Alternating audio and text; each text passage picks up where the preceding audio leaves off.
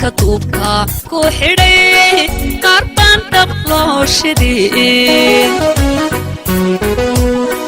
dayrtiyo barbaartii madahay ku daateen dib jirkoodii baa wadhan darbiyada habeenkii dib jirkoodii baa wadhan darbiyada habeenkii